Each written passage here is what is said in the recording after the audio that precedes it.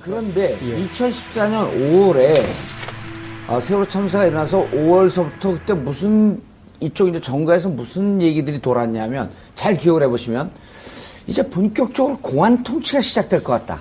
왜냐하면 세월호 문제 때문에 대통령이 코너로 몰리면서 이제는 국민들과 소통하고 화합하고 이런 기조에서 철저하게 검찰이나 경찰 사정기관을 동원해서 공안 통치로 갈 것 같다라고 하는 이런 예측들을 했었단 말이에요. 네. 그 시기에 이제 우병우 민정비서관이 들어간 건데 그렇다고 한다면 정말 아주 핵심적으로 믿는 사람 아니면 데리고 들어가겠냐?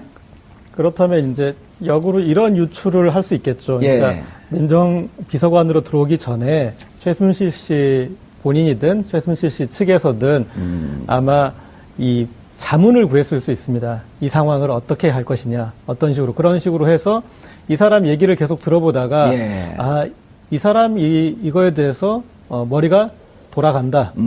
그런 것들을 일정 정도 왜냐하면 위기 국면에 어떤 구원투수로 스핀닥터로 부른 사람이기 때문에 그런 정도의 밖에서 어떤 그 스스로 검증을 했을 것 같습니다. 이게 뭐 중요한 그러니까 좋은 의미의 검증은 아니지만 이런 타겟을 어떤 식으로 풀어갈지 어떤 수를 낼지 그것을 본 것이고 그 다음에 비서관에서 수석으로 승진할 때는 어쨌든 그 정인의 문건 그 터졌던 그런 것들을 잘 마무리했잖아요. 예. 그런 것들이 증명돼서 이렇게 이제 민정수석이 된 것이고 그리고 그런 일련의 과정이 있었기 때문에 우병우 수석은 그러니까 집안이나 여러 가지 정황, 집안끼리 알았던 거나 이런 상황에서 모른다라고 말할 수 없는 상황에서도 끝까지 모른다라는 걸로 버티고 있는 것들.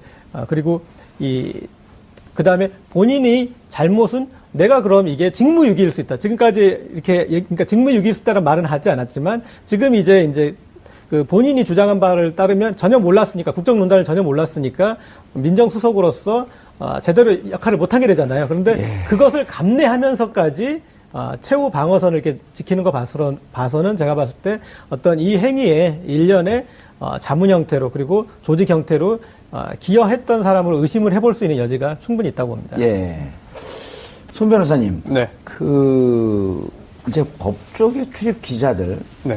그런 얘기를 들어보면 지금 이제 두 분의 얘기가 상당히 저는 신빙성 있는 추론일 수 있겠다라고 하는 게 도대체 우병우 비서관이 어떻게 들어왔냐. 네. 라고 하는 걸 취재가 잘 된 기자들이 없어요. 그 기자들이 능력이 떨어지는 것이 아니고 법조계라고 하면 나름대로 최고 에이스들이 가는 자리인데. 네, 그렇죠. 일단 청와대 들어가서 뒷배를 봐준 분은 이 전직 검찰총장 변호사가 뒷배를 봐주고 있었던 것 같다라고 하는 얘기는 나오는데 그럼 들어갈 때도 도대체 어떻게 들어갔냐. 네.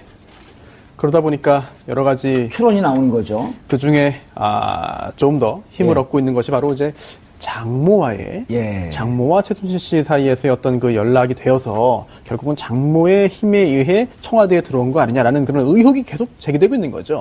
아직 확인되지 않았습니다만 그리고 또 사실 우병우 전 수석의 장모도 증인 채택됐지만 출석하지 않았고요. 여러 가지가 있는데 골프를 같이 쳤다. 라는 이야기가 예전부터 나왔습니다. 그리고 또 골프장에서 직접 봤다는 그런 그 직원들의 이야기도 있다라는 소식도 전해지고 있는데 프로골퍼도 그 증언을 했다는 것으로 알려지고 그렇습니다. 있고. 근데 다 이게 촘촘히 가려 있는 거예요. 근데 증언을 정말 했는지 어떤 내용인지도 사실 확인은 안 되고 있어요. 여기에 더해서 수영장도 나왔습니다. 장모와 최순실 씨가 이제 호텔의 그 같은 수영장에서 이제 같이 수영을 같이 했다. 이야기도 나오는데 이게 확인된 건지는 모르겠습니다만 이처럼 여러 가지 그 추정이 나오고 여러 가지 이제 짐작들이 나오는 걸 볼 때 분명히 우병우 전 수석이 청와대에 들어갈 때 뭔가 누군가 정상적이지 않은 힘을 썼다는 그런 합리적인 추론을 할 수 있겠습니다만 그게 도대체 뭐냐 짐작은 되죠. 그런데 이번에 이제 특검이 최순실 필체로 포스트잇 사진 촬영에 나왔단 말이에요. 뭐라 하냐면 민정수석실로 보내라. 추천 중. 인사청탁 이제 무슨 가방에 장시호 씨 이제 증언이 화장실 갈 때도 들고 가는 가방이 있어서 저 무척 대단히 중요한 가방이다. 그래서 몰래인지 그냥 열어봤더니 그 안에 이런 청탁에 관련한 인사 파일이 있었고 검찰 특검팀 관계자 이렇게 보도 나온 거예요. 이 파일에는 이철성 경찰청장을 포함해 정관, 금융계 고위직 10명의 이름이 포함되어 있었다. 이게 인사청탁 파일이었다. 그 중에 우병우가 있었던 거 아니냐. 그렇죠. 왜냐하면 민정수석실로 보내라 예. 라는 글, 최순실 씨의 필체로 쓰여진 글이 있었다. 예. 또 추천 중이라는 표현도 있었다. 이런 걸 볼 때 민정수석실의 누구인지 정확히 특정하기는 어렵습니다. 예. 그러나 한 사람 한 명밖에 없습니다. 그렇습니다. 예. 그리고 우병우 전 수석이 당시 민정수석 비서관이었고 또 우병우 당시 민정수석 비서관에게 보낸 인사청탁이 아니겠느냐라고 하는 짐작을 할 수 있겠죠. 이 부분에 대해서 최순실 씨에게 물어봤겠습니다만 여전히 묵비권을 행사했으니까. 장시호 씨는 뭐라고 얘기했나요? 장시호 씨 같은 경우에는 이야기를 했습니다. 예. 그런데 사실 장시호 씨가 이게 누구를 의미하는지를 알지 못해요. 그래서 그냥 요거만 사진을 촬영해놨다. 그렇습니다. 이걸 어떻게 입수했으며 이걸 어떻게 보관했는지 그 시기가 언제인지 장소가 어디였는지 등등에 대해서는 진술을 했습니다만 이거의 의미에 대해서는 장시호 씨가 알 수는 없는 거거든요. 따라서 아마도 장시간 동안 우병우 전 수석에 대해서 피의자 신문을 하면서 이 부분에 대해서도 물어보지 않았을까 싶고요. 또한 또 이번에 구속영장을 청구하면서 영장 청구서에 첨부한 그런 증거자료 중에 이 부분이 분명히 들어가 있을 거고 이에 대한 특검 측의 해석, 또 특검 측의 주장도 자세하게 들어가 있을 겁니다. 예. 아마 내일 영장실질심사 과정에서 이 증거, 새로이 나타난 이 증거를 어떻게 살 것인지, 과연 우병우 전 수석이 인사청탁을 받은 것인지, 받았다고 한다면 그동안 최순실을 몰랐다고 했던 것이 거짓인지 등등까지 밝혀질 가능성도 배제할 수 없겠습니다. 알겠습니다. 이전 평론가님, 네. 그 장시호 씨 증언이 무척 지금 중요한 결정적인 증거로 계속 나오는데요. 특검 장 씨로부터 이제 이런 얘기를 들었다는 거 아니에요? 우 전 수석이 민정수석이던 당시에, 민정수석실이 이제 아까 얘기했던 누굽니까? 이철성 경찰청장이 네. 안 된다. 그러니까 왜 안 되냐 하면서 화를 내면서 누군가하고 통화하는데 그게 이제 우병우인지는 모르겠지만 이모가 그걸 통화하는 걸 들었고 또 그 가방은 에르메스 백 안에서 이거를 찍어놨다는 거거든요. 네. 가장 결정적인 대목은 그거죠. 화를 냈고 예. 화를 낸 결과 경찰청장이 됐다는 거 아닙니까? 그 사람이. 나도 누군가가 화를 내줬으면 좋겠네. 그렇죠. 복권이 되게. 아무나한테 화를 내서 인사가 안 될 인사가 되나요? 그렇죠. 그 인사를 결정할 만한 사람은 누군가요? 대통령이거나 아니면 정화도 그렇네요. 민정수석 정도 되지 않으면 예. 이거 그런 통화를 할 수가 없는 거죠. 예. 통화 상대 자체가. 자, 그런데 우병우 민정수석이 딱 되고 난 다음에 제일 먼저 한 게 뭐냐면 각 정보기관의 정보 라인을 장악한 거 아니었습니까? 그래서 국정원, 국내 정보 파트 차장 자기 친구 보내고 그다음에 경찰 정보 라인 다 자기 사람으로 바꾸고 다 이런 식으로 해서 우병우 라인으로 다 바뀌었다는 거 아니에요? 자, 그래서 우병우 라인 중심으로 이른바 공안 통치가 시작이 됐다라고 좀 일반적으로 보는 겁니다. 예. 자, 그런데 그 작업이 결국은 무엇을 위한 작업이었냐면 그 이후에 일어나는 모든 인사를 장악하기 위한 사실은 이게 사전 정지 작업에 해당했다는 거죠. 자, 이렇게 정보를 장악한 상태에서 사실은 이제 인사 정보가 다 결국은 그 정보 라인 통해서 들어오는 거 아닙니까? 그러면서 인사에 개입을 하는 겁니다. 문체부 인사는 그야말로 지엽적인 한 부분에 불과했던 거고 이미 드러났잖아요. 그러니까 사실은 이제 확정적으로 결론이 난 건 아니지만 우병우 전 민정수석이 이른바 기무사령관 인사에도 개입을 했다.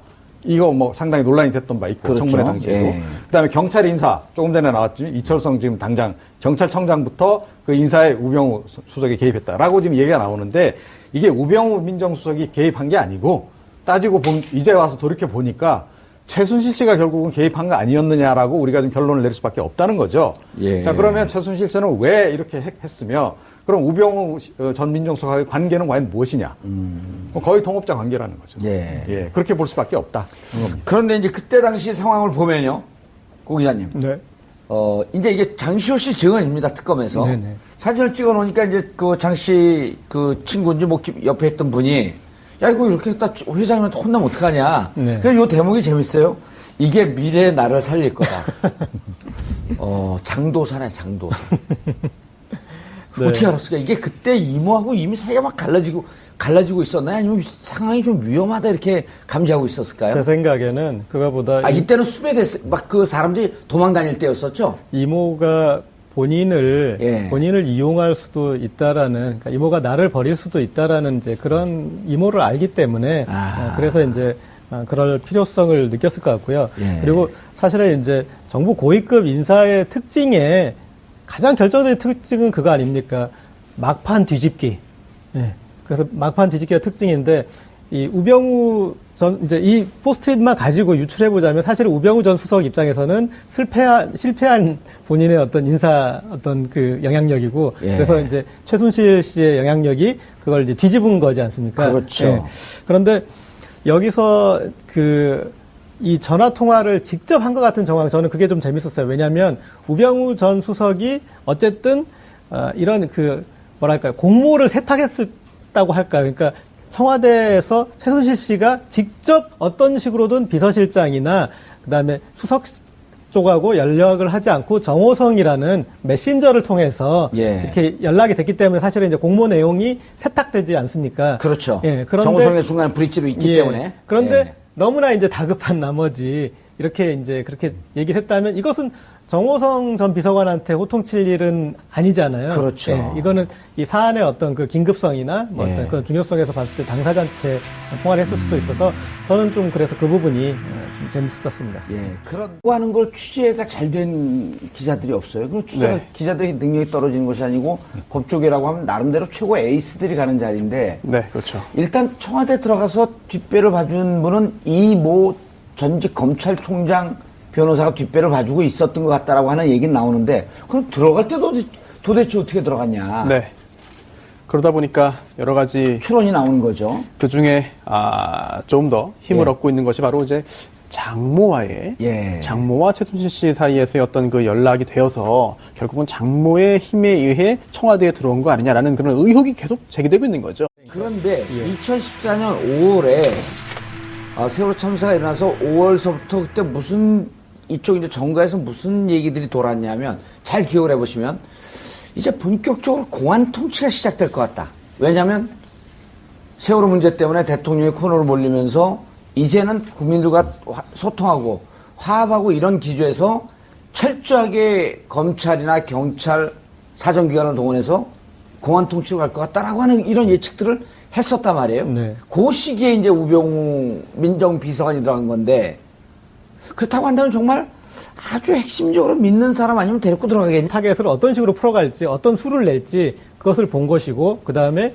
비서관에서 수석으로 승진할 때는 어쨌든 그 정인의 문건 터졌던 그런 것들을 잘 마무리했잖아요. 예. 예. 그런 것들이 증명돼서 이렇게 이제 민정수석이 된 것이고, 그리고 그런 일련의 과정이 있었기 때문에 우병우 수석은 그러니까 집안이나 여러 가지 정황, 집안끼리 알았던 거나 이런 상황에서 모른다라고 말할 수 없는 상황에서도 끝까지 모른다라는 걸로 버티고 있는 것들.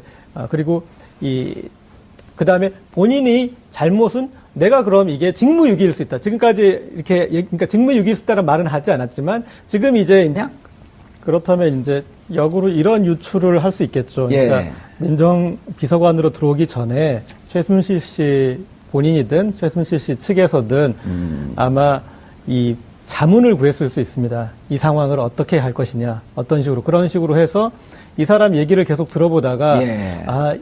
이 사람 이거에 대해서 머리가 돌아간다.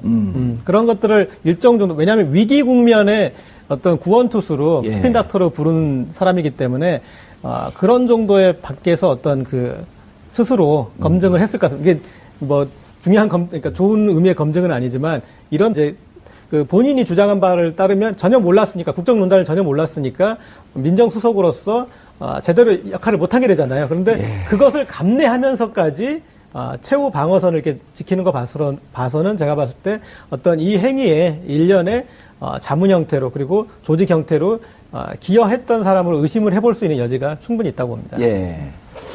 손 변호사님. 네. 이제 법조계 출입 기자들. 네. 그런 얘기를 들어보면 지금 이제 두 분의 얘기가 상당히 저는 신빙성 있는 추론일 수 있겠다라고 하는 게 도대체 우병우 비서관이 어떻게 들어왔냐. 네. 라고